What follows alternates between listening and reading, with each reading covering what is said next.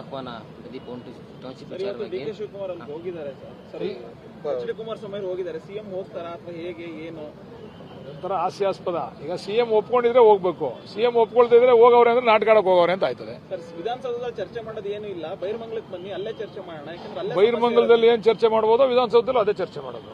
ಎರಡು ವ್ಯತ್ಯಾಸ ಏನಿಲ್ಲ. ನಿಮ್ಮ ಉದ್ದೇಶ ಏನು ಅಂತಂದ್ರೆ ಗಲಾಟೆ ಆಗ್ಬೇಕು, ತರಲೆ ಆಗ್ಬೇಕು, ಅದು ಕೆಟ್ಟ ಹೆಸರು ಬರ್ಬೇಕು ಡಿ.ಕೆ. ಶಿವಕುಮಾರ್ಗೆ ಅಂತಕ್ಕಂಥ ಉದ್ದೇಶ ಇಟ್ಕೊಂಡು ನೀವು ಹೋದ್ರೆ ಈಗ ಪಂಥಾಹ್ವಾನವನ್ನ ನಾವು ಸ್ವೀಕಾರ ಮಾಡಿ ಅಲ್ಲಿ ಬರ್ತೀವಿ ಅಂದಾಗ ಇವ್ರು ಹೋಗ್ಬೇಕೇ ವಿನ ಇವ್ರು ಹೋಗವ್ರೆ ಯಾರು ಅವ್ರು ಬರಲ್ಲ ಅಂದ್ರೆ ಹೋಗವ್ರೆ ಅಂದ್ರೆ ನಾಟಕ ಅಲ್ವಾ ಅದು, ನಾಟಕೀಯ ಅಲ್ವಾ ಅದು.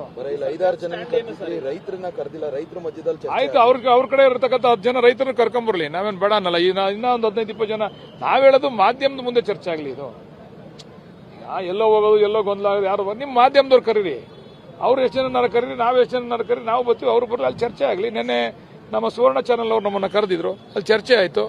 ಚರ್ಚೆ ಆದಾಗ ಅವ್ರಿಗೂ ಕೂಡ ಮನವರಿಕೆ ಆಯಿತು.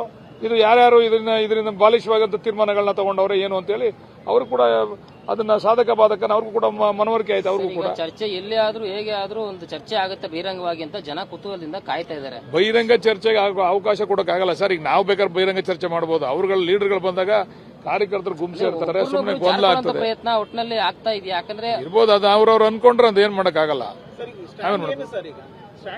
ಏನಿಲ್ಲ, ನಡೀತಾ ಇದೆ ಸರ್. ಎಲ್ಲರೂ ಒಪ್ಪಿಲ್ಲ ಅಂತ ಹೇಳ್ಬೇಡಿ ನೀವು, ಕೆಲವರು ಒಪ್ಪಿಲ್ಲ. ಯಾವುದೇ ಪ್ರಾಜೆಕ್ಟ್ ಅಲ್ಲಿ 100ಕ್ಕೆ 100 ಭಾಗ ಯಾವ ರೈತರು ಒಪ್ಪಲ್ಲ. ಅದ್ರಲ್ಲಿ ಪರ್ಸೆಂಟೇಜ್ ಎಷ್ಟು ಅಂತ ನೋಡಿ. ಈಗ ನಾವು 3 ಹಳ್ಳಿಗಳನ್ನ ಅಂತಿಮ ಅಧಿಸೂಚನೆಯನ್ನ ಹೊರಡಿಸ್ತೇವೆ. ನಾವು ನೋಡೋಣ ಪ್ರಾಯೋಗಿಕವಾಗಿ ಏನಾಗ್ತದೆ ಅಂತ ಹೇಳಿ 85% ಜನ ನಾವು ತಗೊಂತೀವಿ, ದುಡ್ಡನ್ನ ಶೇರ್ ಅನ್ನು ತಗೋತೀವಿ ಅಂತ ಒಪ್ಪಿಗೆ ಕೊಟ್ಟವ್ರೆ. ಸರ್, ಈಗ ಯಾರಾದ್ರೂ ಮಧ್ಯಸ್ಥಿಕೆ ವಹಿಸಿ ಒಂದು ಜಾಗ ಫಿಕ್ಸ್ ಮಾಡಬಹುದಲ್ಲ, ಅವ್ರಿಗೆ ಅನುಕೂಲ ಯಾವ್ದು, ಇವ್ರಿಗೆ ನೀವೇ ಮೀಡಿಯಾದವ್ರು ಮಾಡಿ, ನೀವೇ ಸೂಕ್ತವಾದಂತವ್ರು. ನಾವು ಬರ್ತೀವಿ, ನೀವು ಕರೆದ ಕಡೆ ಎಲ್ಲ ನಾವು ಬರ್ತಾ ಇದೀವಲ್ಲ. ಈಗ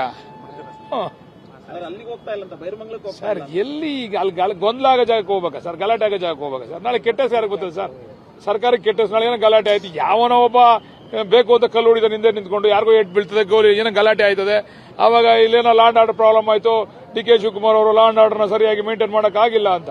ಈಗ ಯಾರಾದ್ರೂ ಒಬ್ಬ ಪಾಂತಾಹ್ವಾನವನ್ನ ಕೊಟ್ಟ ಮೇಲೆ ಅದನ್ನ ಒಪ್ಕೊಂಡ್ರೆ ಹೋಗಿ ಅಲ್ಲಿ ಕೂತ್ಕೋಬೇಕು. ನಾವು ಒಪ್ಕೊಳ್ದೇನೆ ಹೋಗಿ ನಾನು ಕೂತ್ಕೋತೀನಿ ಅಂದ್ರೆ ಅದೊಂಥರ ಬಾಲಿಶ ವರ್ತನೆ ಸರ್. ಅದು ಪಂಥಾಹ್ವಾನ ಪ್ರದೀಪ್ ಟೌನ್ಶಿಪ್ ಡಿ.ಕೆ. ಶಿವಕುಮಾರ್ ಅಲ್ಲಿ ಹೋಗಿದ್ದಾರೆ ಸರ್. ಎಚ್.ಡಿ. ಕುಮಾರಸ್ವಾಮಿ ಹೋಗಿದ್ದಾರೆ. ಸಿಎಂ ಹೋಗ್ತಾರಾ ಅಥವಾ ಹೇಗೆ ಏನು ಒಂಥರ ಹಾಸ್ಯಾಸ್ಪದ. ಈಗ ಸಿಎಂ ಒಪ್ಕೊಂಡಿದ್ರೆ ಹೋಗ್ಬೇಕು, ಸಿಎಂ ಒಪ್ಕೊಳ್ತಿದ್ರೆ ಹೋಗವ್ರೆ ಅಂದ್ರೆ ನಾಟಕಾಡಕ್ ಹೋಗವ್ರೆ ಅಂತ ಆಯ್ತದೆ. ಸರ್, ವಿಧಾನಸೌಧದಲ್ಲಿ ಚರ್ಚೆ ಮಾಡೋದು ಏನು ಇಲ್ಲ, ಬೈರ್ಮಂಗ್ಲಕ್ಕೆ ಬನ್ನಿ, ಅಲ್ಲೇ ಚರ್ಚೆ ಮಾಡೋಣ. ಯಾಕಂದ್ರೆ ಬೈರ್ಮಂಗಲದಲ್ಲಿ ಏನ್ ಚರ್ಚೆ ಮಾಡಬಹುದೋ ವಿಧಾನಸೌಧದಲ್ಲಿ ಅದೇ ಚರ್ಚೆ ಮಾಡೋದು. ಎರಡು ವ್ಯತ್ಯಾಸ ಏನಿಲ್ಲ.